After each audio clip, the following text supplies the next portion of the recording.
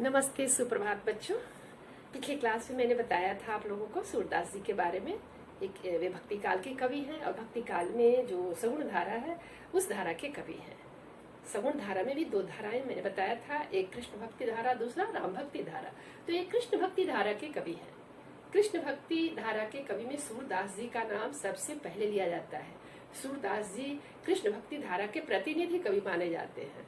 अष्टछाप के कवि में भी सूरदास जी का नाम सबसे आगे है। ये बात्सल्य रस के जनक माने जाते हैं। इन्होंने सूर सागर में जिस प्रकार से कृष्ण के बाल रूप का वर्णन किया है वो बहुत ही मनमोहक है, वो बहुत ही सजीव। तो बच्चे, आज सूरदास की दूसरी कविता है हमारे हरी हारिल की लकड़ी। हारिल एक पक्षी होती है और यह पक्षी हमेशा पेड़ की टहनियों को पकड़कर लटकी हुई रहती है। उसे लगता है आसमान टूट जाएगा तो यही मेरी रक्षा करेगा, और उस लकड़ी को पकड़कर जकड़कर टंगी हुई लटकी हुई रहती है।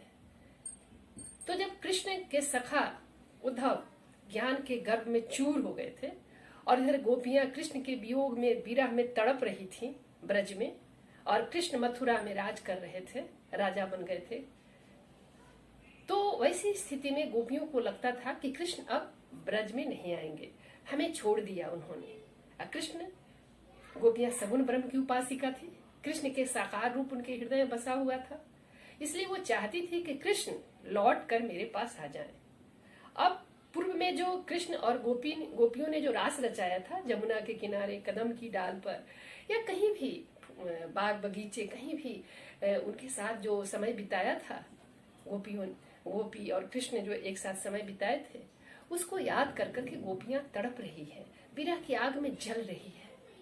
अब गोपियों का इस तरह विरह में जलना, कृष्ण को जब यह बात मालूम होती है तो उन्हें लगता है कि क्यों न उद्धव को, जो ज्ञान का इतना बड़ा पिटारा लिए हुए है, जो कहता है कि ज्ञान के माध्यम से ईश्वर की प्राप्ति हो सकती है, तो गोपियों को समझाने में समर्थ रहेगा, इसे गोपियों के पास भेज देना चाहिए। वे अपने सखा उद्धव को गोपियों के पास भेजते हैं, कहते हैं जाओ।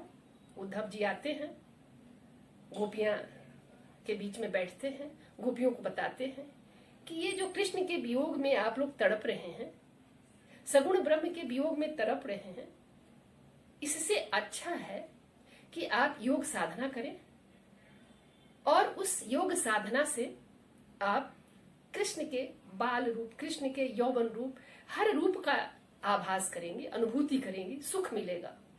आप इस तरह से विरह की आग में नहीं तड़पेंगी। योग साधना कीजिए। यह योग साधना निर्गुण ब्रह्म के लोग, जो उपासक होते हैं, वे लोग करते हैं। योग साधना के माध्यम से ईश्वर को प्राप्त करते हैं। ईश्वर को प्राप्त करने के दो तरीके मैंने बतलाया था, सगुण ब्रह्म और निर्गुण ब्रह्म, यानी सगुण मार्ग से और निर्गुण मार्ग से। सगुण मार्ग में साकार ब्रह्म की उपासना होती है और निर्गुण ब्रह्म में निराकार ब्रह्म की उपासना होती है। उपासना क्या होती है, माने उसमें उनका याद किया जाता है। निर्गुण ब्रह्म वाले कहते ही है कि मन ही पूजा, मन ही धूप, मन ही सेवु सहज स्वरूप। उसमें कोई दिखावा नहीं है, उसमें कोई कर्मकांड नहीं है। लेकिन सगुण ब्रह्म में नवधा भक्ति है, उनकी भक्ति की जाती है। तो गोपियां उसी तरह से कृष्ण के प्रेम में आकंठ लिप्त हैं। अब उनको याद कर करके दुखी हो रही हैं। उद्धव जी आते हैं, ज्ञान देते हैं, लेकिन गोपियां को ज्ञान अच्छा नहीं लगता है।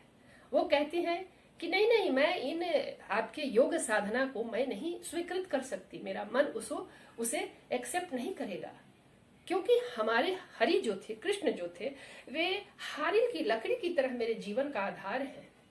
मैं उन्हें छोड़कर कैसे इस योग साधना को एक्सेप्ट करूं? वो तो कृष्ण हमारे लिए हारिल की लकड़ी की तरह है। कविता की पंक्ति देखें बच्चों। हमारे हरि हारिल की लकड़ी, मन क्रम वचन नंद नंदन उर यह दृढ़ करी पकड़ी। नंद का जो नंदन है, नंद का जो बेटा है कृष्ण, उस कृष्ण के रूप को मैंने मन से, कर्म से और वचन से अपने हृदय में बैठा लिया है, उसको कस के जकड़कर बैठा लिया हृदय में। अब मैं उसे छोड़कर इस योग साधना को, इस ज्ञान को मैं कैसे एक्सेप्ट करूं, कैसे स्वीकृत करूं? मेरा मन उसे स्वीकृत करने के लिए तैयार नहीं है। मेरे मन में, मेरे हृदय में, मेरे इर्द गिर्द हर समय वही कृष्ण घूम रहे हैं। दूसरी पंक्ति है, जागत सोबत स्वप्न दिवस निसी कान्ह कान्ह जकरी। जागते हुए, सोते हुए, स्वप्न में, दिन में, रात में, हर समय मैं कृष्ण की ही रट लगा रही हूं। तो उस कृष्ण से मैं अलग कैसे रहूं? हर क्षण, हर पल उन्हें ही मैं याद करती हूं। वही मेरे जीवन के आधार हो गए हैं।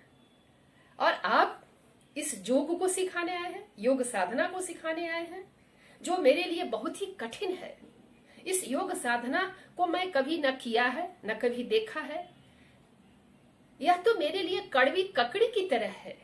जिस तरह से कड़वी ककड़ी लोग खा नहीं सकता है, सामने रखा हुआ है, फिर भी उस कड़वी ककड़ी को लोग नहीं खा सकता है। उसी तरह से योग मेरे लिए, योग साधना जो आप लाए हैं, ज्ञान का जो पिटारा बंद करके लाए हैं, ये मेरे लिए कड़वी ककड़ी के समान है। मैं इसे गले से नीचे नहीं उतार सकती। यह जोग मुझे कड़वी ककड़ी के समान लग रही है। सूतों व्याधि हम कौले आए, देखी सुनी न करी। सु माने वह जोग रूपी रोग को आप मेरे लिए क्यों लाए हैं? यह योग साधना मेरे लिए रोग के समान है। तो कोई रोग स्वीकृत करता है या कोई मांगता है कि रोग मुझे दो?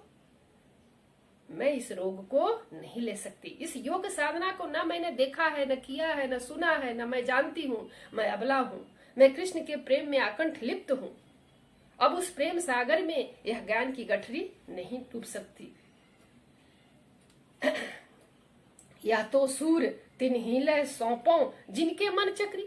ऐ सूरदास जी कहते हैं कि ऐ उद्धव, यह जो ज्ञान आप लाए हैं, मुझे समझाने के लिए इतने बता रहे हैं ज्ञान को, योग साधना को, इसको मैं एक्सेप्ट नहीं कर सकती, स्वीकृत नहीं कर सकती। यह तो वही स्वीकृत करेगा जिसका मन चक्रित है। मेरा मन दृढ़ हो गया है कृष्ण के प्रेम में, उनको मैंने हृदय में बैठा रखा है। तो कैसे मैं इस रोग को अपने अंदर लाऊं?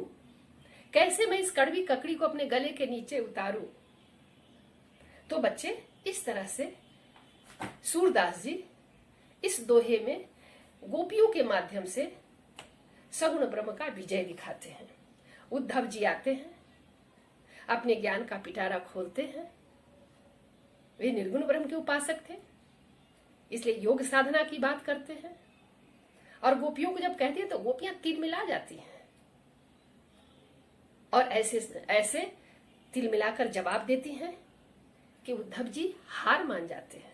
तो सूरदास जी का दूसरे दोहे में यही मकसद था कि किस प्रकार से उद्धव जो ज्ञान मार्गी हैं उनकी हार हो। तो इस दोहे में ज्ञान मार्ग की हार और सगुण मार्ग की जीत दिखाई गई है। दूसरे प्रकार से इसमें सूरदास जी उद्धव के ज्ञान को, गर्भ को चूर भी करते हैं। गोपियों के प्रेम में वे खुद बह जाते हैं। उनकी योग साधना गोपियों के प्रेम के धार में बह जाता है। वे निरुत्तर होकर खाली हाथ लौट जाते हैं। जो ज्ञान की गठरी लेकर आए हैं, उनकी ज्ञान की गठरी प्रेम रूपी नदी में बह जाती है और वे निरुत्तर होकर, चुप होकर, शांत होकर चले जाते हैं, हार जाते हैं। तो बच्चे, इस कविता को समझने में अगर कोई दिक्कत होगी तो कमेंट बॉक्स में जरूर लिखना। मैं इसको अगले क्लास में जरूर क्लियर कर दूंगी। अगले क्लास में हिंदी पाठशाला में आप लोगों को मैं समास बताऊंगी। तो बच्चे, धन्यवाद। अगले क्लास के लिए इतना है।